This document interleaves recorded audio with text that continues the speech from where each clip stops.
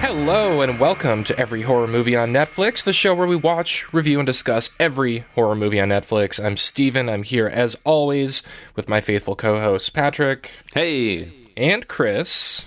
Hi there. How you guys doing? I'm doing great. Fantastic.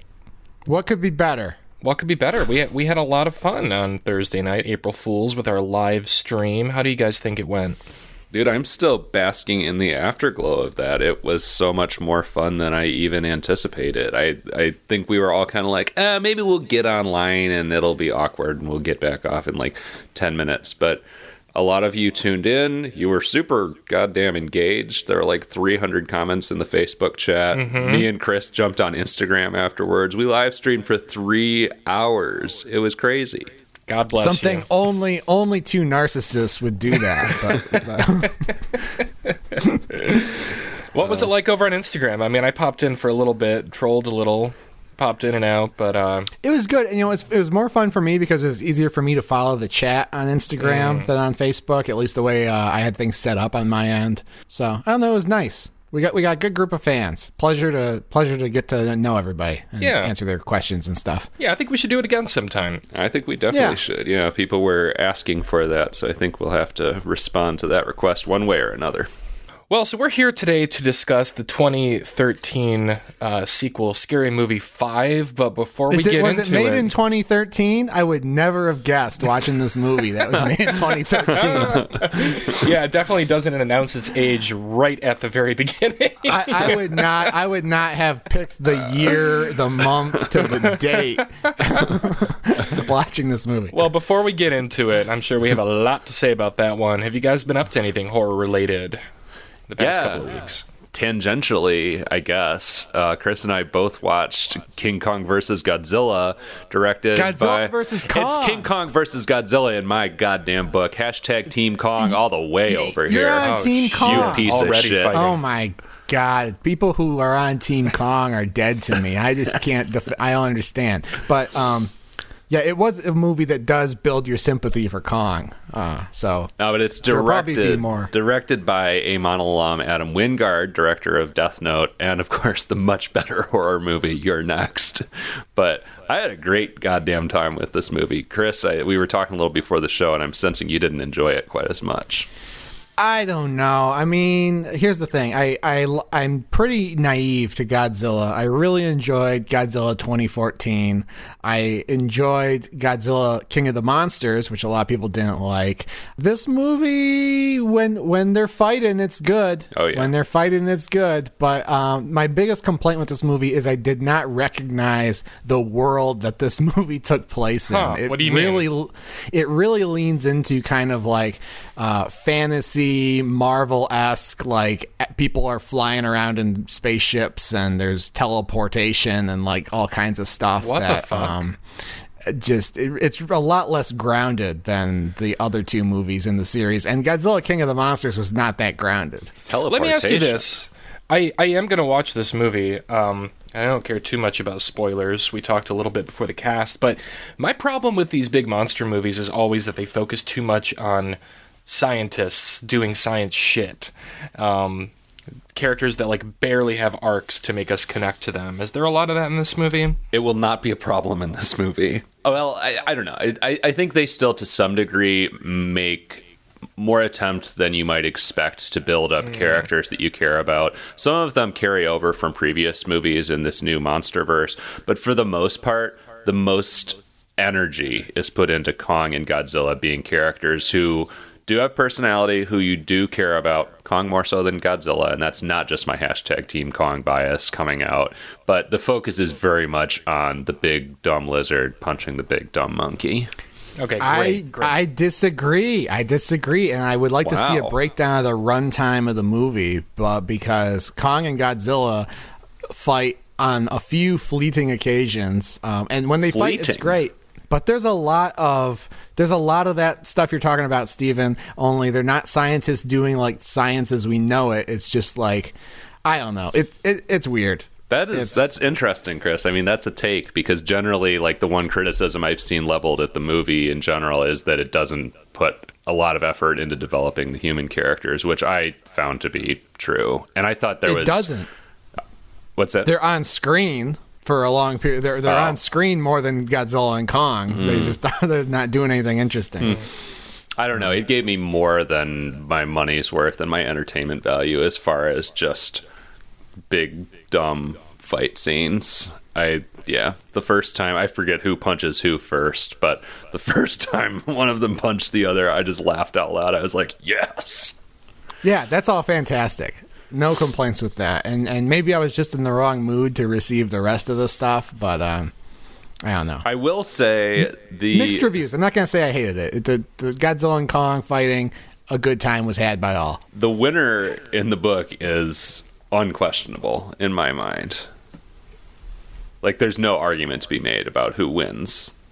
I mean, there's no Freddy versus Jason situation. No, there's a very clear victor. Yeah. Here's the question: do we lose? Honestly, yes. Only if you live in Hong Kong. There are so many 9/11s that happen in this movie as a result of this fight, and I think they made a choice to cut away from buildings just collapsing, because they do smash into buildings so many times, but I feel like it was actually a creative choice that they made to minimize the number of buildings that you actually see collapsing, because they absolutely lay waste to Hong Kong. Yeah. Stark contrast to Godzilla 2014, which was like the whole last hour of that movie. It was like, hey, you guys remember 9/11? You guys remember 9/11? Hey, does this remind you of anything? Anyways, fun movie. Yeah.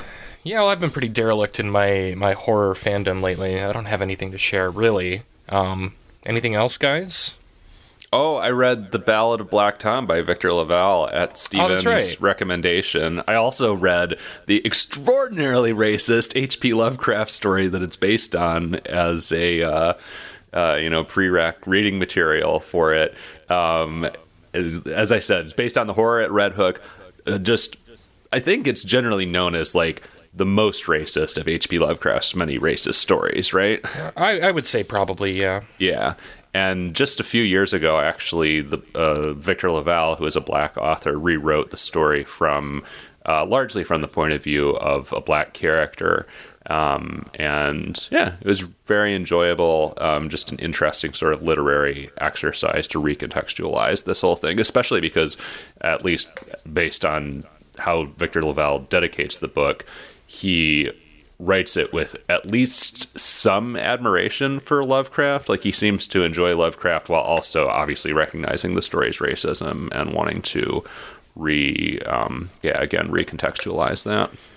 Yeah, that's been kind of a trend lately. Lovecraft Country, I think, fits into that same vein as well, which is cool to see, because you can't deny Lovecraft's influence on horror and in pop culture at large. But man, some of that stuff is almost unreadable through today's lens. Mm-hmm. Absolutely. Well, very cool. I'm glad you enjoyed it. Yeah, I sure did. Well, why don't we move on to the main course here? 2013's Scary Movie 5. Charlie Sheen and Lindsay Lohan sex tape. I have to say, Patrick, you texted us yesterday saying you laughed your ass off in the first 5 minutes. I did as well. It's hilarious. Charlie Sheen and Lindsay Lohan are hooking up at the beginning of the movie, and about 3 minutes in, I mean, it's all filmed from a security camera a la Paranormal Activity, and there's an extended scene of like their night of debauchery as they're like going through all these like acrobatic poses and stuff, except all sped up as things do to pass time in the Paranormal Activity movies. And so it's got, I think the Benny Hill music is literally playing in the background. Sax. Yeah. And there's like a horse jumping into the bed and just all this shit going on. It was, I don't know, I found it extremely comical, actually. I was almost slightly ashamed to be laughing so hard at a scary movie so soon into the movie. It was amusing. I've never seen any of the scary movies until right now. So Me neither. It was a new experience for me, and overall, I have some thoughts and feelings that I'm sure we'll get into. But yeah, it definitely opens with this timestamp where it's like, hey, remember when people were making Lindsay Lohan jokes? Remember when people were making Charlie Sheen jokes? Yeah. Here's the thing. I feel like that was like 2 to 3 years before this movie was even written, that people were making those jokes. Like, it feels dated upon arrival. It's more in sync with the Lindsay Lohan scandal, I think, than the Charlie Sheen scandal. Can I tell you something? I think Charlie Sheen's just playing his kind of his well-trodden Charlie Sheen ladies' man kind of role, rather than the like post-meltdown Charlie Sheen. Mm-hmm. I have a little bit of a confession here. Like, this is going to sound silly, but this was so long ago that, like, I don't even remember what the Lindsay Lohan scandal was. I don't even remember what Lindsay Lohan is famous for. Like, it's just been wiped out of my mind at Mean this point. Girls. Oh, yeah, Mean Girls. That's the thing. I actually did a Lindsay Lohan double feature yesterday. I watched Scary Movie 5 in the afternoon, and I watched Mean Girls at night, which is probably the opposite of the times a day. Yeah, this would have been really scary with all the lights off, Patrick. Lindsay Lohan, our greatest American actress. It's kind of hits differently today, especially in wake of the Britney Spears documentary and everything, because it's kind of like Lindsay Lohan was just another kind of young actress who was put in the public eye and scrutinized to death, and didn't deal with it especially well, and got ridiculous amounts of tabloid attention and late night jokes directed at her for crashing her car, basically. Was that what it was? I like Steven, also don't remember. I mean, she was on a lot of drugs. I think she's had substance abuse problems. I don't know if it was drugs or alcohol or what, but she did get, I think, arrested, or she crashed her car or something like that. I mean, who knows? It's ancient history, but yeah, it was very timely at the time. I guess credit to Charlie Sheen and Lindsay Lohan for being in this and playing themselves and laughing along with that stuff, but it is a little bit depressing if you scratch the surface. It's extra depressing because neither of them is even trying to turn in a performance. Like, they're just so dead-eyed and wooden. Almost all of Charlie Sheen's dialogue is ADR'd for some unknown reason. I mean, that's Charlie Sheen in general. Yeah, I guess so. I mean, frankly, I barely remember what the Charlie Sheen controversy even was at this point. I remember him going off on some coke-addled rant and saying winning, but that's it. I mean, I think that was it, right? He just kind of went on a public bender. Yeah, he had a feud with the people who were making 2.5 Men, and he got fired, and he did a press tour, and he got increasingly more strung out, and I don't know. Well, it's a one-man show. Yeah. I played two dates. Okay, I do kind of remember that, actually. That was wild. But it's a fitting opening to set the tone for this movie, because so much of the humor is dependent upon your knowledge or familiarity with the pop culture of the day. What were the hot horror movies? Apparently, they thought Mama was a box office smash worthy of parody. So the movie basically, if you're not familiar with a scary movie, and you probably are, basically it's a broad spoof of horror movies and general pop culture of whatever era, whatever year the movie was produced in. This movie hinges a lot on the plot of Mama, which I have not seen, and am probably less likely to want to see after having seen this movie. It's not that great, and you're not a Jessica Chastain fan, right? I seem to remember you. I have no issue with Jessica Chastain. I'm not a Zero Dark 30 fan, sight unseen. Okay, but actually, Mama was a big box office success. It grossed $146 million against a $15 million budget. Yeah, that was a big hit. I feel like when I heard of that movie, I thought it was like a kind of hidden gem or something. That's wild to me.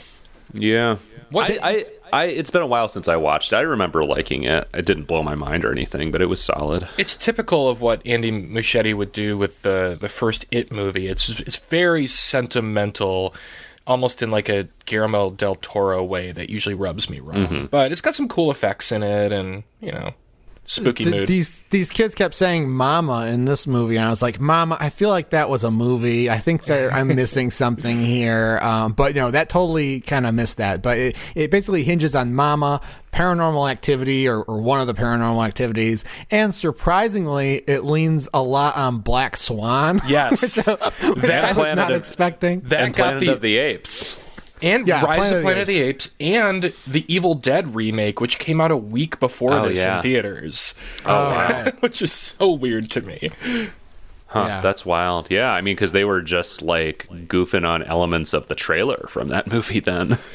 Pretty much. I mean, the remake is so similar in so many ways to the original that you can just kind of make some of the gags in the first two Evil Dead movies and make it seem to tie in well enough, at least. I don't know. Yeah, but it's like, weird. I forget, does she slit her tongue in the original Evil Dead? I think that was an elaboration of the remake. Oh, I don't remember. It's been a long time.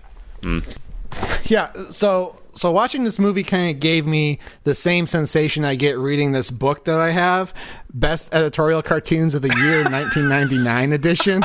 Yeah. Where it's like, wow, you know, own that. That's crazy. I own this. I have it from 1999, but like, there's just little cartoons and you look at them and you're like, man, I think that was going on in Congress in 1999. I don't know. How many? Let me ask you this: how many poop jokes are in that book?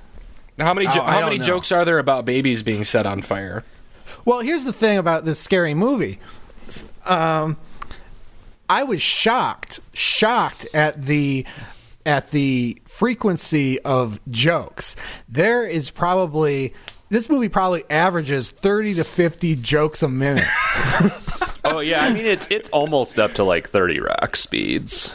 I would like to take a little like clicker and just click every time there's a sight gag or a line of dialogue, whether it lands or not, because most of the time the jokes don't land. But when you're firing them that quick, you can have a pretty fucking funny movie with like a 1% hit ratio.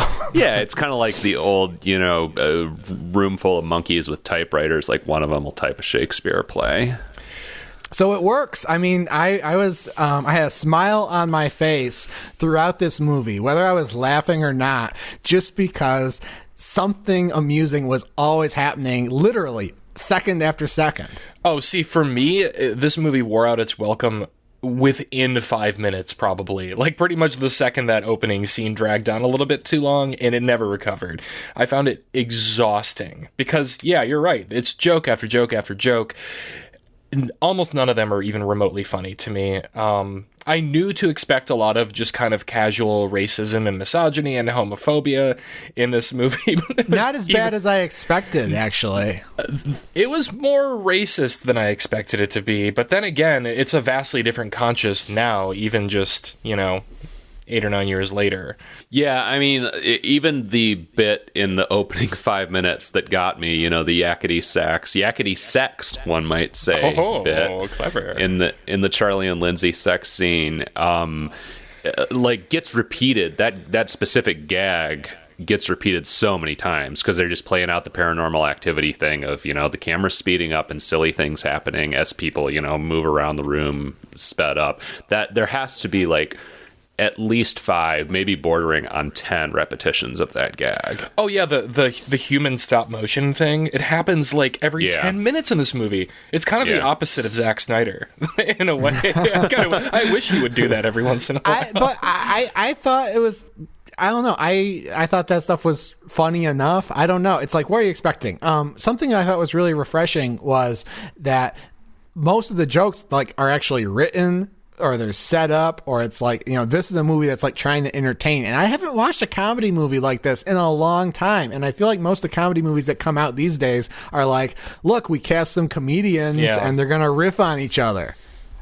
And having actually a joke that's actually in the script, or my favorite joke in the thing is the main heroine is uncomfortable stepping into the role of being like a new adoptive parent, and she's holding up the baby and she's like, what's that smell? And you think that the baby pooped its diaper, and then there's a wide shot and you see that she's holding the baby underneath a propane outdoor heater and the baby's head is smoking on fire. Honestly, yeah, that was hilarious. All of the gags that involved her like holding a baby doll, where you can already tell in the shot that it's not a real baby, because there are some shots where there is a real baby, but anytime that she has a fake baby, you can tell immediately. Yeah. And I would just start to smile because I knew that something absurd was going to happen to the baby, like her turning around and smashing its head into a door frame or whatever. Yeah. That stuff. Oh, yeah. I hate to say it, but it was hilarious to me. Yeah, it was hilarious. I'm not afraid to say it. I'll say it. They won't say it. I'll say it. It was a funny movie. I can't believe you guys. I mean, I'm delighted you had a good time with this, but my God, I was cringing almost the entire way through. Do not mistake me praising a handful of jokes in this for saying that I overall had a good time with it, because I did not. Yeah, did you have fun with the 15 minutes of credits and bloopers that padded out the end of this movie? Actually, some of the bloopers I thought were funny, and I liked the little peek behind the scenes. I watched them all. Did you see the post-credits scene? I did not. I forget. I saw that there was one, but I was like, there's I'm a done. post-credit scene where they go back to Charlie Sheen, and it turns out the whole movie was a dream that Charlie Sheen had, and then fake Leonardo DiCaprio has the Inception machine, and he's like, don't worry, the Inception worked. Lindsay Lohan's on her way over right now. And then Lindsay Lohan smashes through the wall in a car and hands Charlie Sheen the keys and says, you were driving. Wow. I still have a feeling that I would laugh harder at hearing you retell it than actually watching the scene, though. Maybe. I feel I would venture to say maybe you just didn't go into this movie with an open enough mind. I did. You like me, so you're like, I'm inclined to listen and laugh to what Chris says, but you go into this movie and you're like, this is Charlie Sheen. I don't like it. No, I wasn't. I mean, I did not enjoy most of this film, but it wasn't so unpleasant that I didn't have a little bit of fun engaging with it. I mean, I went in expecting to laugh. I love the first two Scary movies. Unapologetically. I mean, sorry, did you laugh? Twice. So I laughed in the opening scene, and I laughed. I thought this was a brilliant gag, and it took me a half a second to realize what they were doing. So there's a parody of Darren Aronofsky's filmmaking style where that's the best part. The wife is walking up to the dance academy, and it keeps like resetting to her like starting back to where she was and walking, and it cuts like 3 times each time, and then she goes backwards. And it's perfect. It's like a handheld, over the shoulder shot. That was so good. That was so good. That was genuinely hilarious. I applaud them for that. Like I said, I love Black Swan, the movie, and it was very fun to just see Black Swan. They commit so hard to spoofing Black Swan. They do. It's kind of charming. Significant portion of time. And they covered like damn near the whole movie of Black Swan. Right. Oh, I laughed a third time. So pretty much maybe 4. Anytime Molly Shannon is on screen, I laughed. I mean, I always find her hilarious. She plays the kind of, the elderly, leather-faced, smoking, drinking dancer. I could not place her for a minute, and like the first time I saw her on screen, I was like, is that Dee Snider? What? No offense. That was my first, I was like, who's that person? like I know this is someone I'm supposed to recognize. Wow, but you mistook her for a man. That's wild to me. I actually didn't realize it was Molly Shannon until the credits either. I guess the character was funny enough, in the movie. The funniest part regarding her character, though, was the bloopers where Ashley Tisdale was trying to keep a straight face while Molly Shannon has like crutches and braces on her legs from an accident. I forget actually what happens to her, but they're in the bathroom and Molly Shannon is trying to get into a bathroom stall with all her crutches and shit. And Molly Shannon is just playing it for all it's worth, and Ashley Tisdale could not hold it together. I have a question for you guys. So there were a lot of actors in this movie that I felt like I was supposed to know who they were in real life, and I had no clue. Did you guys suffer any of this confusion? Like, I thought the 2 leads were supposed to be relatively famous people. No, the one thing that really flew me for a loop is when there's the Inception spoof. There's a woman playing Leonardo DiCaprio's wife, and she looked incredibly familiar to me, and I couldn't place who it was. Turns out it's the mom from 13 Reasons Why. That's how I recognized her. Oh. She's been in some other things, too, that Patrick might know her from. But yeah. Anyway. No, yeah, there's definitely some celebrity cameos where I think, like, you know, a lot of it is just, like, it's not my musical wheelhouse, but, like, Mac Miller is in this. I don't know Mac Miller. Rest in peace. Bow Wow is in this. Is Mac Miller the guy who's hanging out with Snoop Dogg? Yeah. Okay. Yeah, I figured he was supposed to be a musician or rapper of some sort, but I did not recognize his face. Yeah, Bow Wow is in this, who I couldn't pick Bow Wow out of a lineup, you know. Usher is in it at one point, inexplicably. Yeah. I mean, you know, I like know Usher, but I actually couldn't tell you like what Usher's face looks like. He's the most gorgeous man in the world. That's how you recognize Usher. Well, he showed up and I was like, oh, this has to be someone who I'm supposed to like actually know. And I looked it up and I was like, oh, okay, Usher. Gotcha. Well, so the wife I felt like was supposed to be someone famous because she's famous-ish. Like Ashley Tisdale has been in some things. She's sort of a name. But there are lots of jokes about her being, you know, like a punk rocker. There's a whole extended scene where she's playing bass that felt really inexplicable to me. And I was just like, is this a gag for people who know who's, like, is she in a band? I have no clue. I've never seen this person in my life. That's a Mama reference. Jessica Chastain's character is like a punk rocker in that. Oh, yeah, you're right. Wow. I haven't seen that in a very long time. Okay. Yeah, I thought that was like a riff on the actress herself. I think they're trying to actually poke fun at Jessica Chastain and suggest that Jessica Chastain was kind of miscast in that role. She was. I think you could make that argument because basically the joke is that it's Ashley Tisdale who is like white and blonde and not particularly edgy, and so at some point she like someone rips off her like punker wig and her tattoos, fake tattoo sleeve.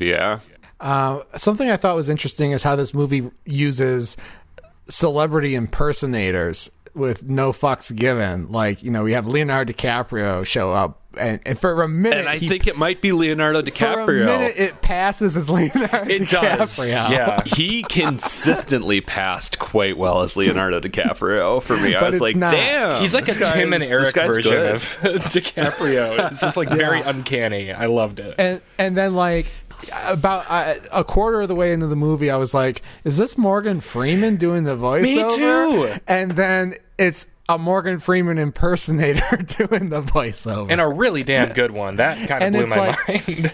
It would be a joke if Morgan Freeman were doing the voiceover, right? It would just be a joke. But the fact that it's a Morgan Freeman impersonator kind of makes it even funnier.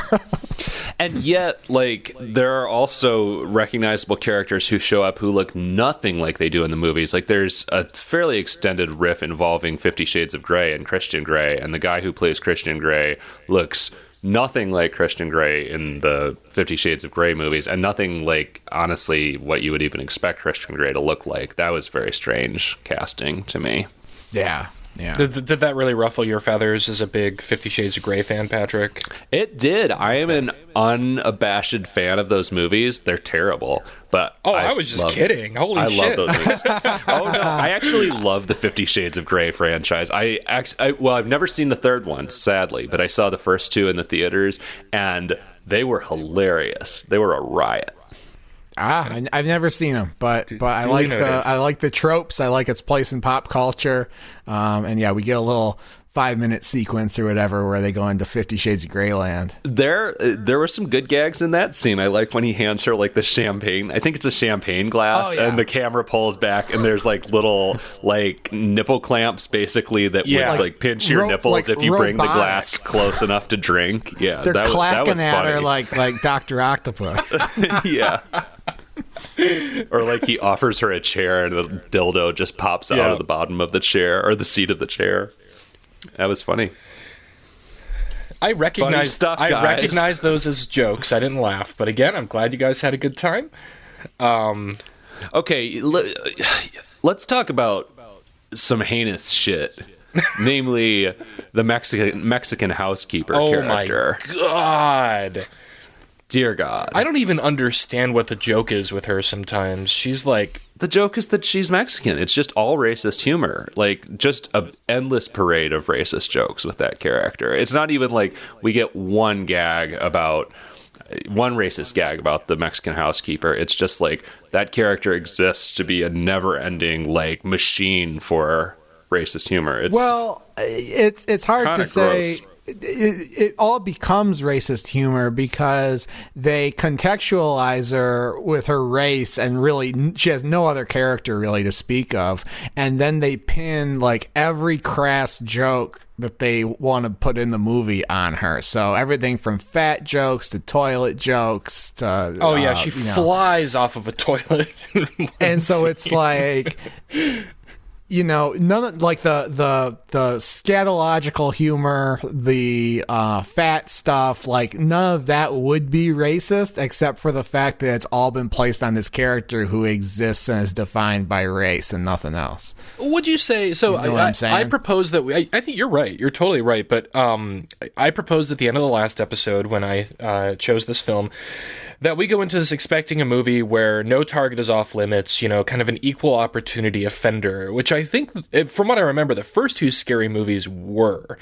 Did you feel like the casual racism, homophobia, misogyny, etc. in this movie was well balanced? Did you feel like, how do I phrase this? Do you feel like the movie is trying to make fun of everyone and everything, or do you think it's a little bit uneven?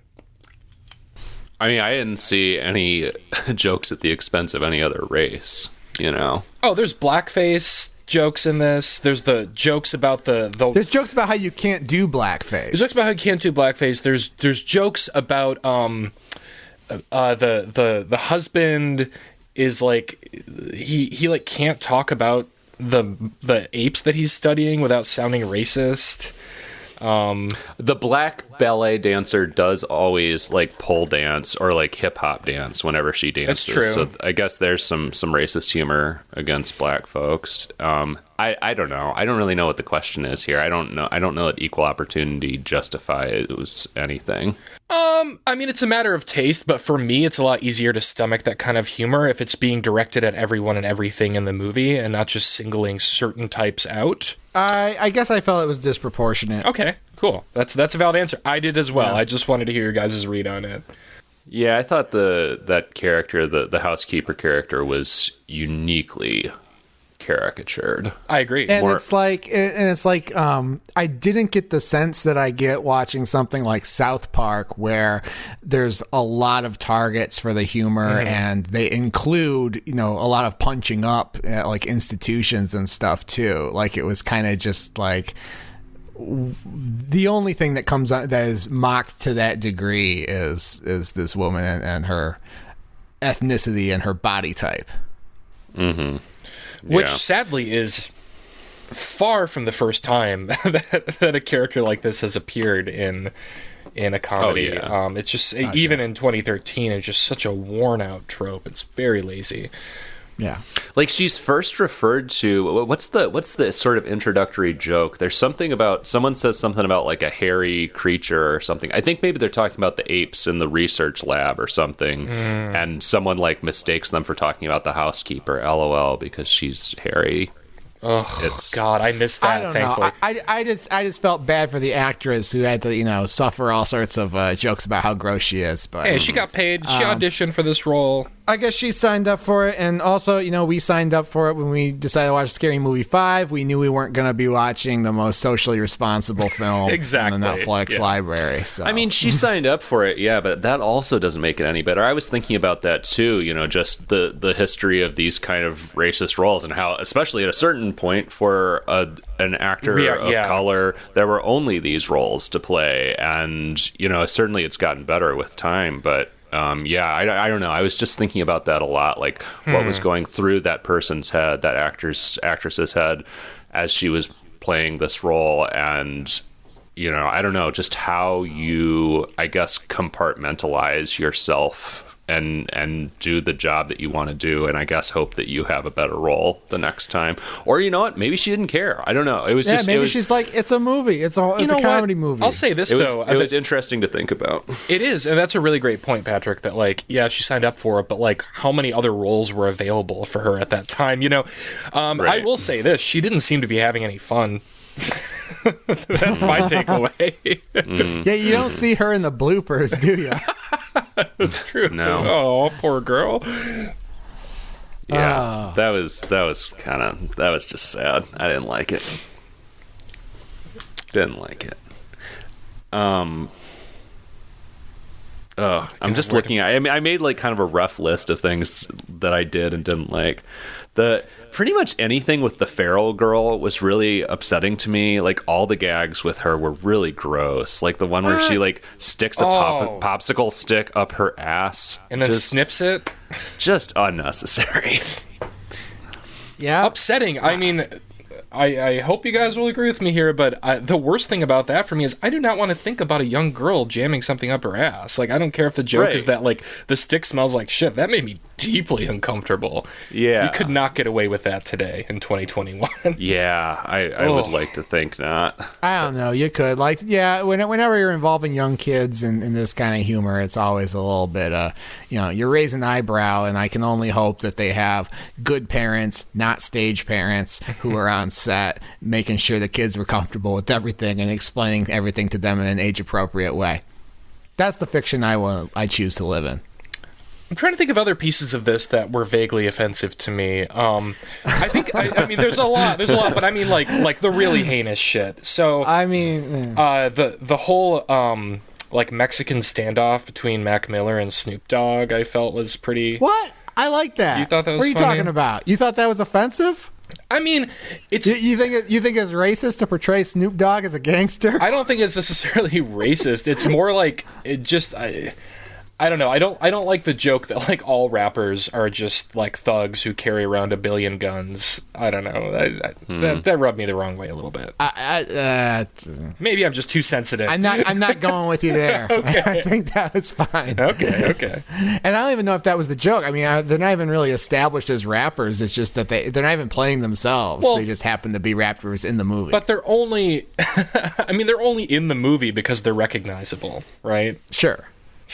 Yeah, I mean, they are two rappers who are both known for smoking a lot of weed, and that is the joke. Whether or not their they're motivation called is Snoop that they're Dogg looking and for Mac weed. Miller. Oh my God, that giant joint. That was The giant joint was funny. You thought that was funny? I was like, that would have been funny in like an early 70s Woody Allen movie or like Airplane or something.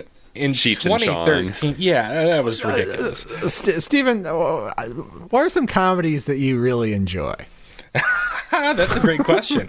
I mean, I'm trying to get a barometer here. I mean, they're pretty far afield from this kind of thing. I don't know. Ghost World is one of my favorite movies ever, and I laugh my ass off every time I watch it. It's a very particular brand of humor, though, as Patrick can attest to, I'm sure.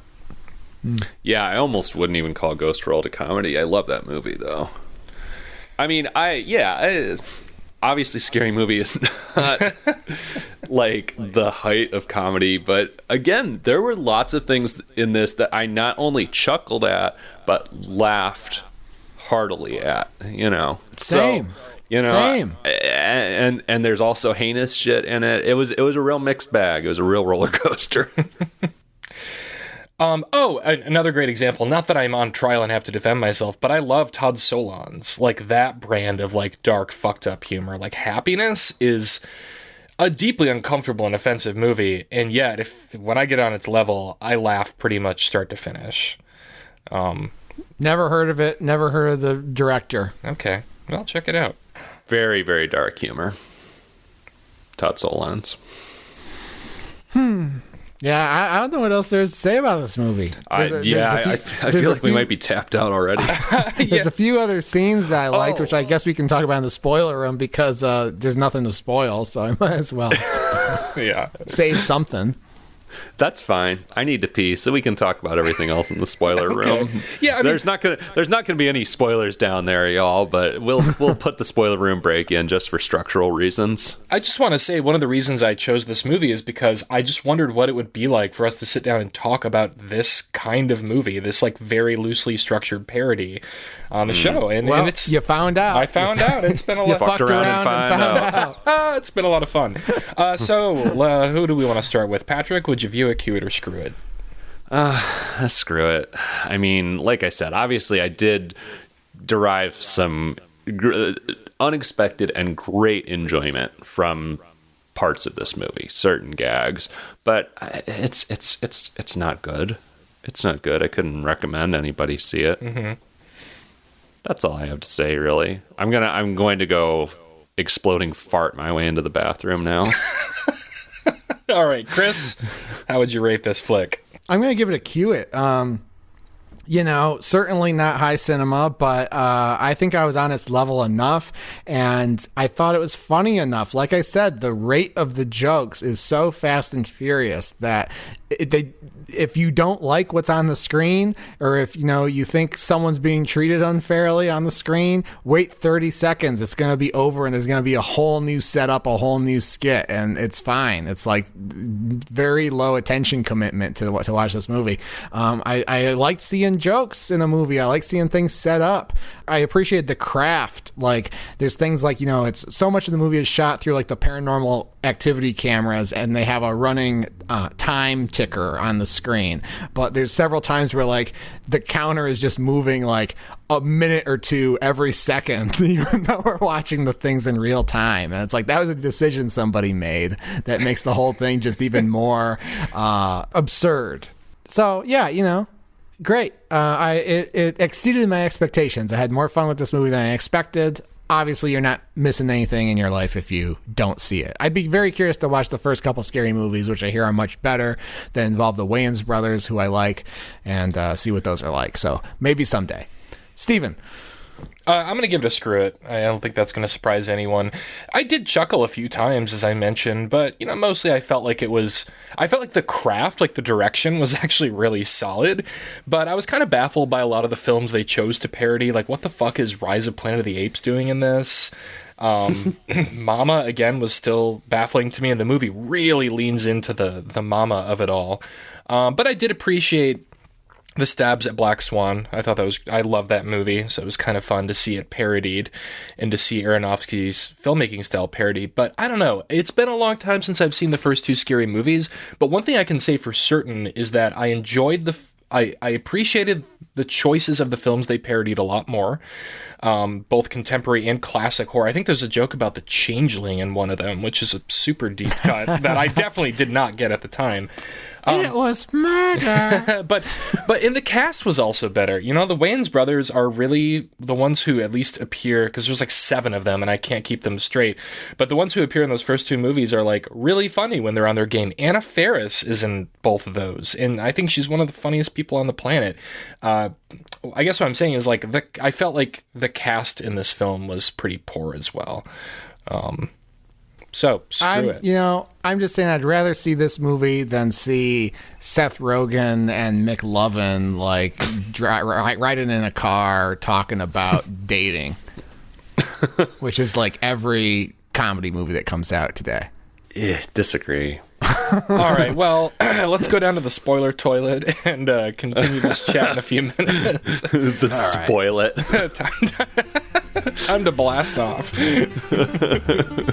All right, we'll see you down there in just a moment.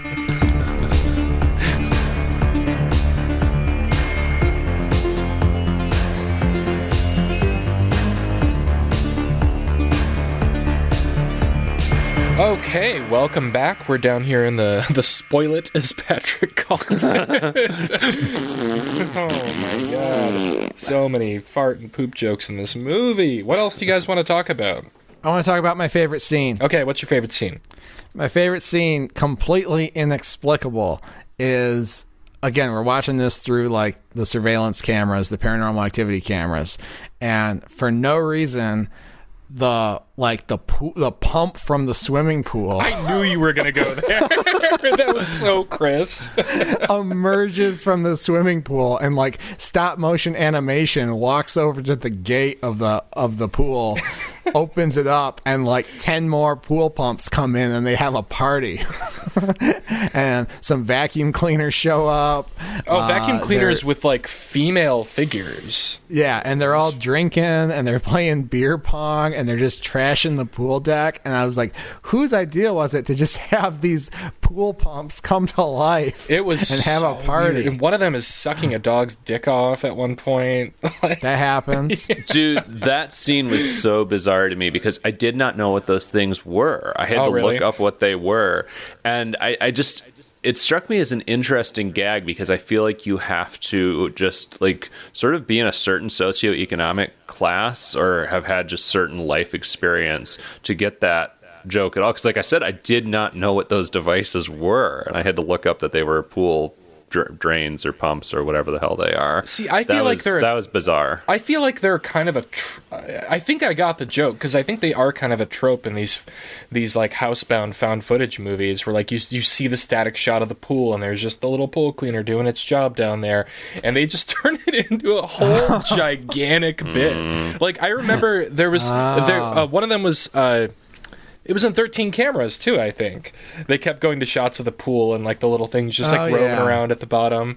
Like, completely meaningless. That might be where they're coming from. Yeah. I have to admit, I've never seen a Paranormal Activity movie. Oh, really? I own the first one on Blu-ray, but I have not seen it. Too scared. I don't want to be like one of those guys in the movie theater in the night vision on the camera on the commercials who's spilling my popcorn. Oh, they were so... I saw the first 3 in theaters, and every single one of them was a fucking blast to watch with the crowd. Yeah. People were screaming. They were yelling back at the screen. It was great. Good. Yeah, I think I've seen most of those. I feel like I've seen at least like 5 Paranormal Activity movies. God, are there more than that? Yeah, I think there's like 7 or something. Holy fuck.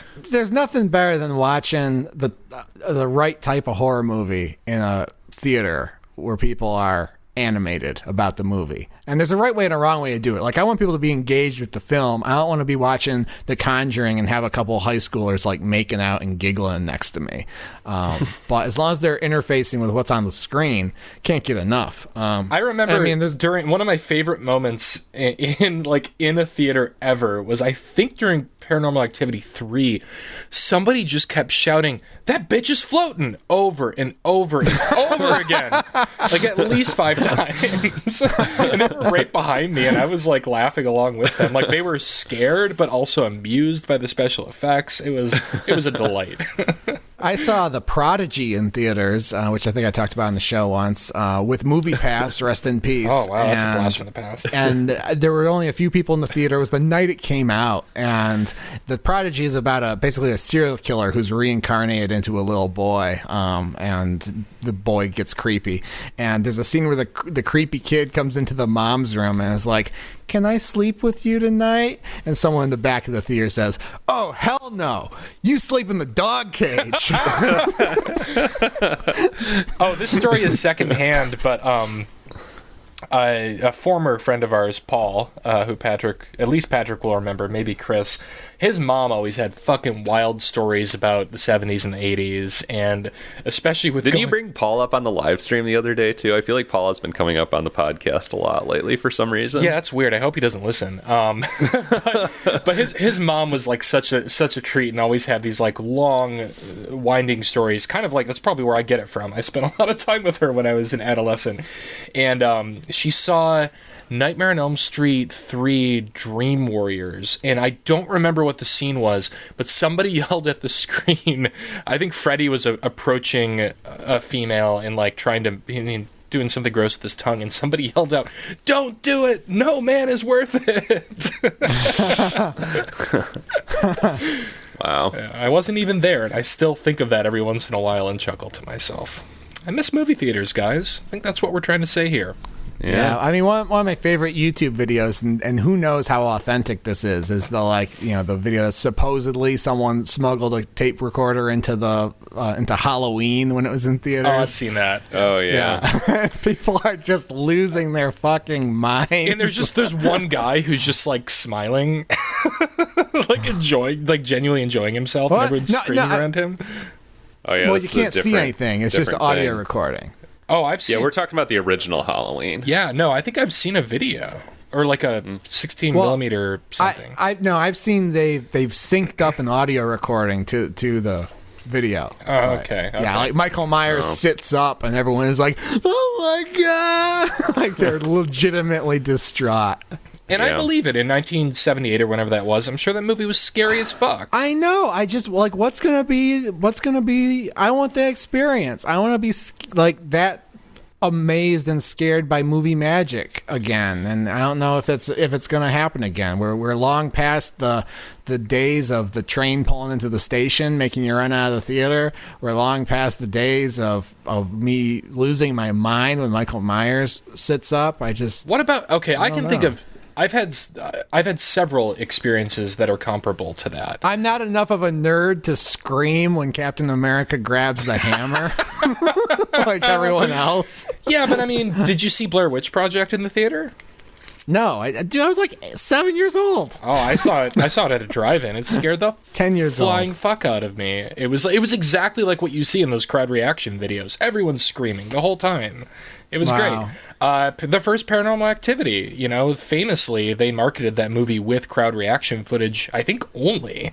And it was like... I hope they come up with something new. I'm looking for the next best thing. When I saw Hereditary, people were screaming. Oh, yeah. It felt like we were seeing a horror that we'd never seen before. But, yeah, these kinds of films, I think by nature, just come along very rarely. Yeah, I mean, if we're talking about, experiences we've had where the audience was super into it, I mean, when I saw Get Out, the audience was super invested, vocally in a really fun way. Of course, Infinity War and Endgame were crazy to see in the theater on opening night with a crowd. As far as movies that, just had a visceral impact on me, Paranormal Activity, absolutely. I've talked about that on this podcast before, I'm sure, but I was one of, I think, 4 people in the theater, but man, that fucked me up. Us, yeah, had me I was literally shaky when I walked out of Us. Dark Knight, man, that I'll never forget seeing that in the theater, seeing the end of that in the theater and just being like, what? I remember two that were really...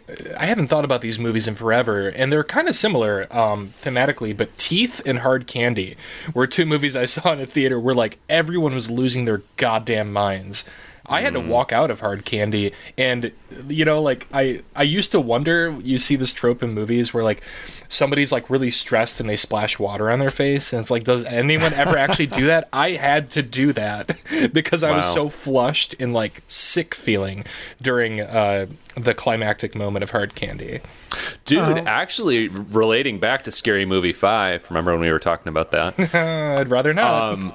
I walked out of Black Swan for a minute, actually. I had forgotten about this until just now. This was at a point in my life where my anxiety issues were snowballing, but it was before a point where I actually realized I had anxiety, and so I would have a really hard time watching movies in theaters in general. It was just a weird trigger for me. But specifically, when she starts picking feathers out of her skin, I couldn't handle it, and I had to leave and come back. That's a very stressful movie. I remember having a similar experience with it. That's all good stuff. I don't know if it's quite what I'm talking about when I say I'm looking for something like I'm looking for something that people don't have a context for. I feel like that's what you get when you listen to that tape of Halloween, where people just this was a man who you thought was dead sitting back up is the scariest fucking thing you've ever seen. Or the end of Carrie, right? It's been parodied to death at this point, but people lost their fucking minds when her hand reaches out of the grave at the end. But I think some of the movies we're talking about here kind of fit that template. Blair Witch and Paranormal Activity are both kind of in that ballpark because there was legitimate sort of uncertainty and a lot of obfuscation around whether or not those were real, whether those were genuinely documentaries. And I mean, I think by the time of Paranormal Activity, I think there was a lot more kind of confusion about whether it was real or not with Blair Witch, but there was still enough with Paranormal Activity where people were like, what is this, Yeah. And I mean, I feel like Infinity War also kind of hits that spot too, because no one went in that movie expecting to watch half of the Avengers die in the last 5 minutes, So I think some of the things we're talking about fit. Yeah, that's probably as close as I've come in my life. As I hate to give Marvel credit on that one, but yeah, the ending of Infinity War did hit different. I like a movie that makes me feel unsafe, like I'm not in safe hands, like a Texas Chainsaw Massacre sort of thing, where it's like, I know this is a movie, but I'm having a hard time convincing myself of that every few minutes. I didn't start watching Saw movies in the theater until Saw 4 was in theaters, but I remember people saw Saw 3 in the theaters that I knew, and like people were having medical emergencies in the theater. They had to stop the film, turn on the lights, bring in a stretcher, give everyone a free voucher because people couldn't handle that movie and they were like blacking out. Damn. Oh, what Saw about 4, you said? Saw 3. I started watching Saw movies in the theater with Saw 4. Do you guys remember when Cloverfield came out and people were, because it was all like handheld footage and people were like puking and passing out and being carried out as well? Like that was a pretty big kind of event movie, a sort of seismic shift in filmmaking as well. Yeah. Well, that was a really awesome tangent, actually.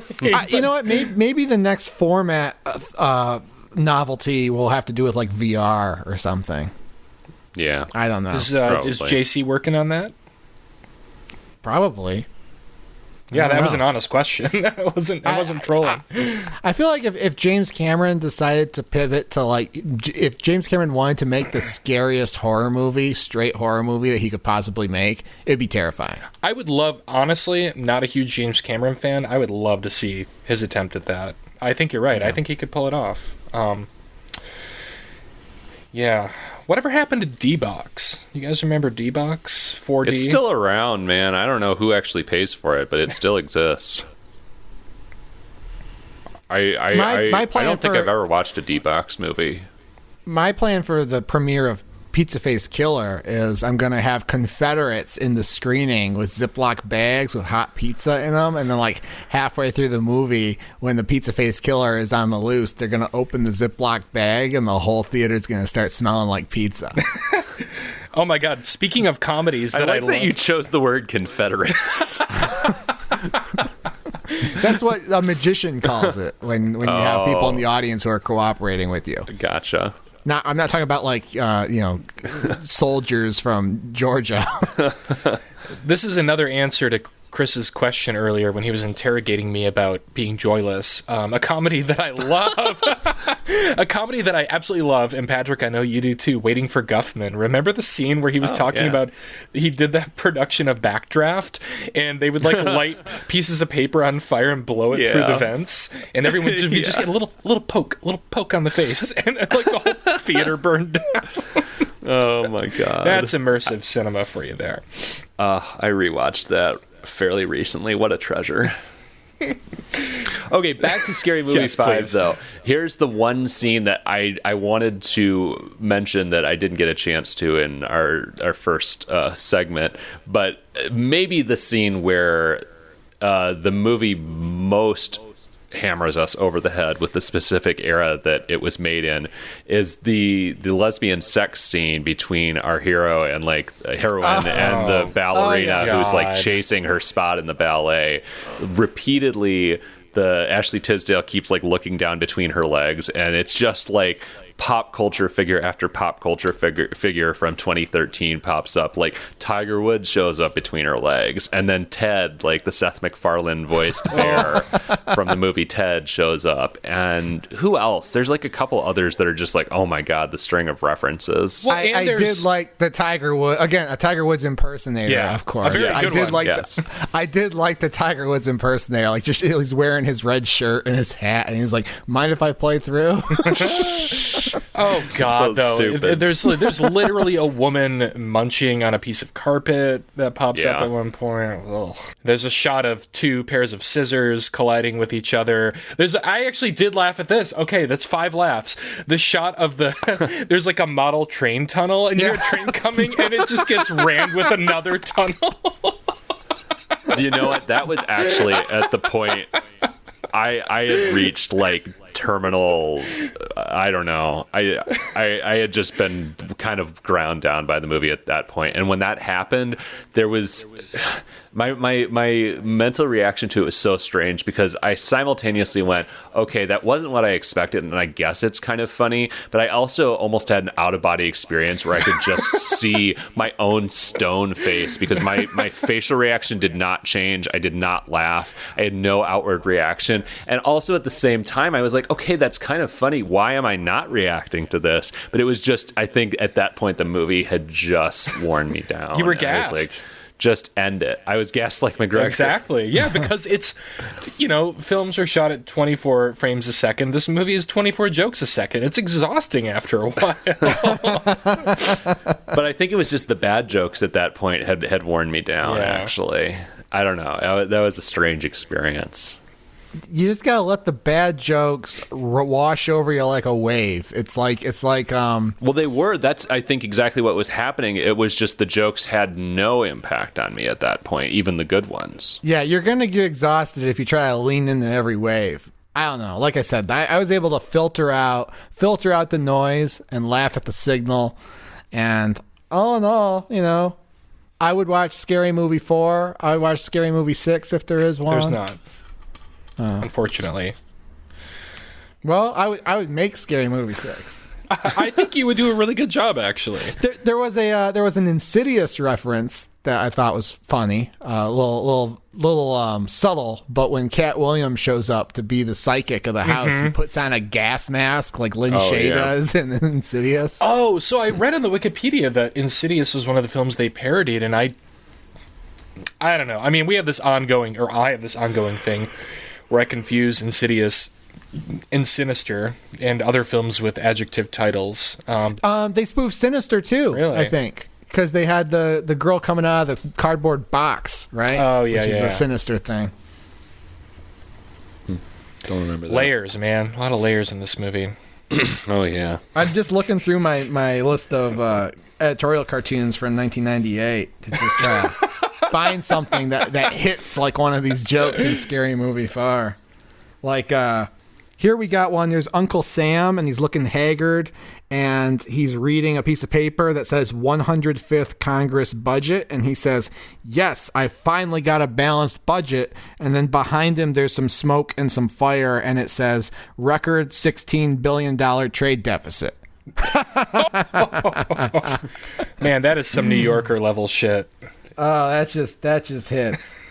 Dude, remember like when balancing the budget was actually a thing? Like I remember Clinton talking about balancing the budget. We don't even talk about balancing Oh, the no, budget because the anymore. money is fake, and we finally acknowledged it. It doesn't mean anything. Yeah. There's no budget. There's no deficit. There's. All right, well, what are we watching next time? Oh, wow, we're just going to shut it down like that. I guess we have to, though. I mean, do we have anything else to say about this? By the time I check out and start reading my book of 1998 political cartoons instead of like listening to you guys, it's time to move on. Yeah. Yeah, so let's fire up the cyber wheel. We've got every horror movie on Netflix loaded into a cybernetic wheel of death, and it's going to tell us. We don't get to pick this time. It's going to tell us what movie we're watching next time. And I feel like maybe we should re-explain this because, like, based on the live stream the other night, I feel like people don't know how we choose movies anymore. But we Some take people turns. don't know the basic conceit of the People show. ask me about it all the time. Like, I talk about the show with friends and colleagues at my own peril, and that is the number one question I get. Number two is, what does Amon mean? What is an Amon movie? Well, that's a secret. We don't tell anyone what Amon stands for. But It stands for every horror movie on Netflix, you dum-dums. But the first time I was asked that question, I understood their confusion because I was like, we just say it so casually that people might not put it together that that's an acronym. Yeah. Anyway. well, we started off going in alphabetical order, a very systematic way to watch every horror movie on Netflix. Now what we do, for the benefit of the listeners and our own mental health, is we alternate choosing one. But then we can't just watch movies we want to watch. So when we've all picked a movie, we spin the wheel. The wheel picks a random movie for us, and then we go back to our rotation of picking. So we go Chris picks, Patrick picks, Steven picks, and then the wheel picks, and then it repeats. And every once in a while, there's like a special event movie that we break the order to cover as well. Yeah. But Chris, I like that you mentioned we can't just watch stuff we want to watch because the element of torture is inherent in this journey. Like we're not supposed to be having fun all the time, or really at all. And really, some of our favorite movies that we've discovered have been movies that we had to watch. It's true. It's true. We would have never watched Creep 2, especially after watching Creep 1. Well, and I mean, even when we do pick the movies ourselves, I think there's still at least some element of picking weird things. I mean, it's not always just like, oh my God, I really want to watch this movie. That we definitely still pick random ass things and things that we know are not going to be good, like Scary Movie 5. Yes, I like a little inside baseball maybe, but we had to re-edit the end of the last episode because I thought that this was the first Scary Movie because of the way that it was displayed on Netflix. I did not want to watch Scary Movie 5. All right, well, you guys ready to spin the cyber wheel? Yes. Let it roll. Let's give it a spin here. Mecha wheel, if you will. Roll me away. All right. It's going. It's spinning. Oh, I'm so excited. Oh, boy. We are going to watch, and I think the name of this movie is just hilarious, The Vatican Tapes. Okay. I've seen that on the list before. Vatican Tapes. A young woman hospitalized for an infected wound becomes possessed by a satanic force. That will take a priest and 2 exorcists to defeat. I not what I expected from Vatican Tapes. Who would have thought it would be an exorcism movie? Yeah, who would have thought? We're going to need Father Amort to get through this one. I was just going to say, God, I fucking hate possession movies. We've talked about that quite a bit on the show before. I'll try and suck it up for this one. You know what? Maybe it might throw us a surprise. You never know. Never know. One can only hope. All right. Well, guys, it's been fun. Patrick, you want to do your spiel? Yes. If you have nothing better to do with your time after you finish listening to this episode, we will beseech you to use some of that time to go to everyhorrormovieonnetflix.com. We've got our merch store out there where you can buy t-shirts and coffee mugs and other goods and sundries with Every Horror Movie on Netflix art on them. Also use some of that spare time on your hands to go review us on your podcast provider of choice. Tell a friend about us. Subscribe. Write Every Horror Movie on Netflix on a deck of 250 index cards and strew them. That's not a word. I know where you were trying to go though. Fling them as you drive down the street of your hometown. Let them be strewn about. Allow them to be strewn.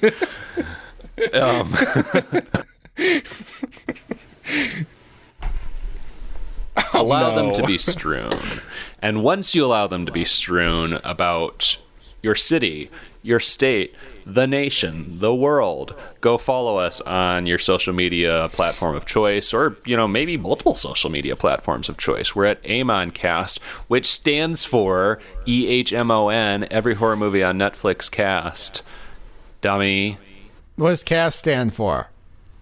Don't say dummy. The first person that asked me this question is one of the smartest people I know. Oh, I'm just joking. I'm just having a little. Was it me? Did I ask you that It question? wasn't either of you. But yeah, do all that stuff. That's the spiel. Goodbye. Also, no, I just want to say we do not condone littering, Patrick. All this strewing about index cards is very unethical. Use compostable paper, which all paper is compostable, you dummy. Okay, bye. I got one right here. It says, for God's sake. television, television, and there's a low resolution. It's very low resolution picture of Explain an overflowing. this is an editorial cartoon. Contextualize this. It's also a very visual gag, and this is a podcast. Yeah. The panel says television, and there's a kind of a low. It's a pixelated version of a overflowing garbage can, and then the next panel says high definition television, and it's a clearer picture of the same overstuffed garbage can. So television is garbage. What a knee slapper! Who would have made that joke? That is some TV nuanced trash. shit.